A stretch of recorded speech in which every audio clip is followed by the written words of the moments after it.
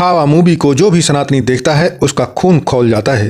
संभाजी महाराज की याद में उसकी आंखें नम हो जाती हैं। हमारे छत्रपति संभाजी महाराज ने उन 40 दिनों में वह सभी यातनाएं सहन किया जिनको सोचने मात्र से रोंगटे खड़े हो जाते हैं।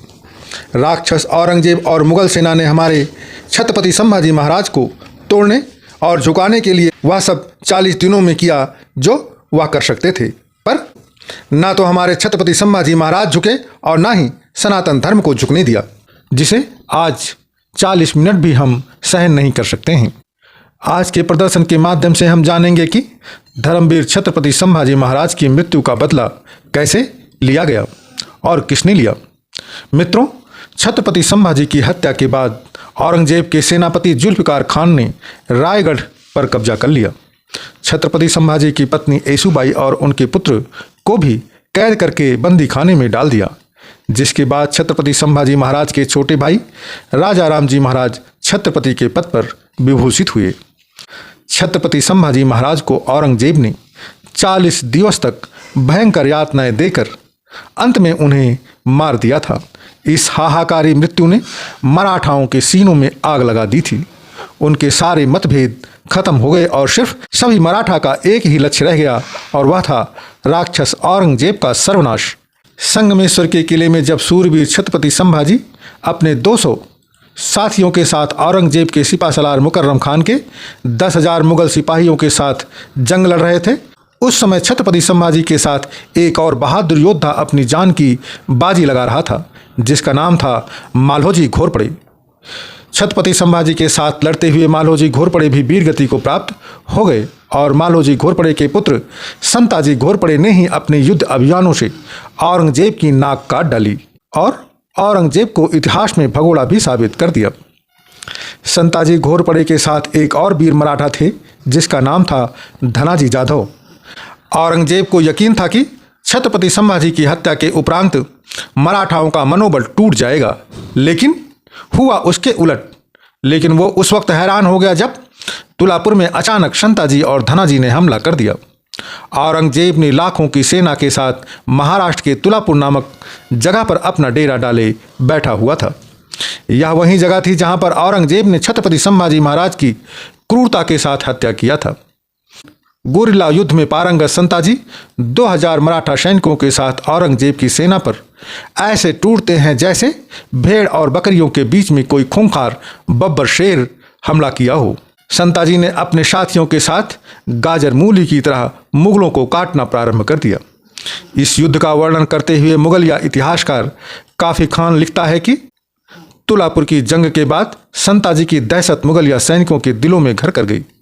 संताजी के सामने पड़ने वाला मुगलिया सैनिक या तो मार दिया जाता या फिर उसे कैद कर लिया जाता था।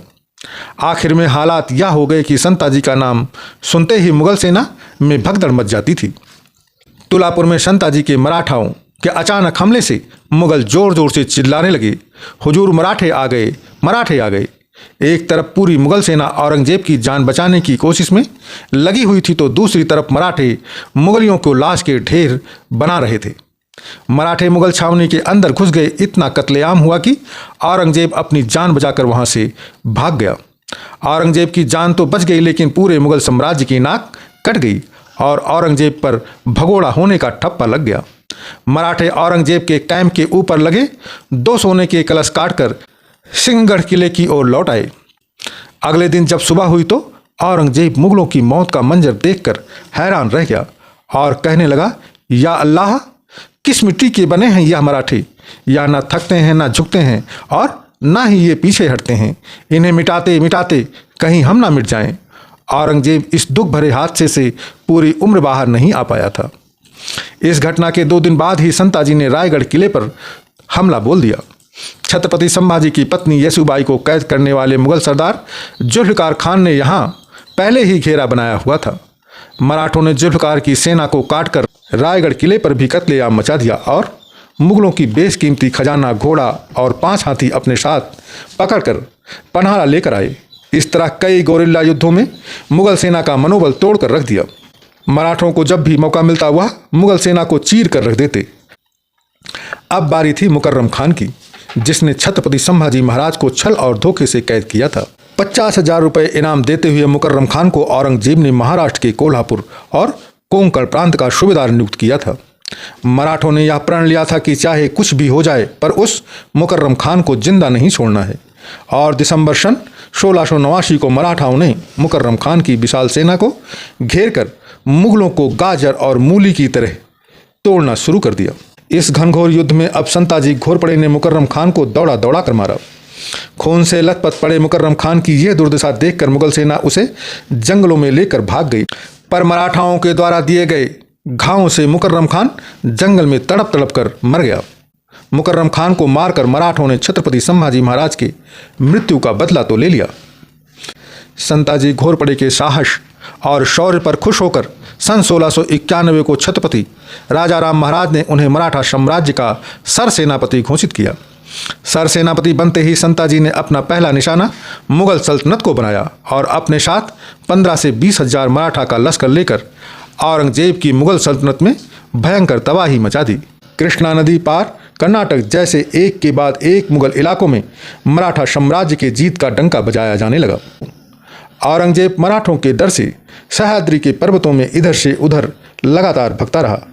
लगातार 27 वर्षों तक मराठाओं ने औरंगजेब को इतना घुमाया, इतना दौड़ाया कि उसका जीना ही मुश्किल हो गया, और अंत में मराठाओं के हाथों हो रही लगातार मुगलों की पराजय के दुख के बीच में वह नीच औरंगजेब तड़प तड़प कर महाराष्ट्र में ही मर गया।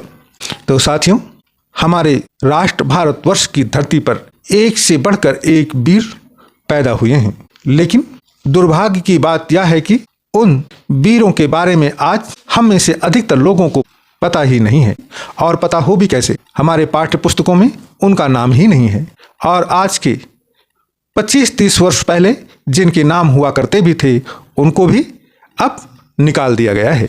हमारे आज के इस प्रदर्शन के प्रति कृपया आप अपने विचार को कमेंट के माध्यम से अवश्य प्रेषित कीजिएगा। धन्यवाद। प्रेम से बोलिए जय मराठा, जय सनातन, जय भारतवर्ष। जगदम्ब बोलो उमापति महादेव की जय।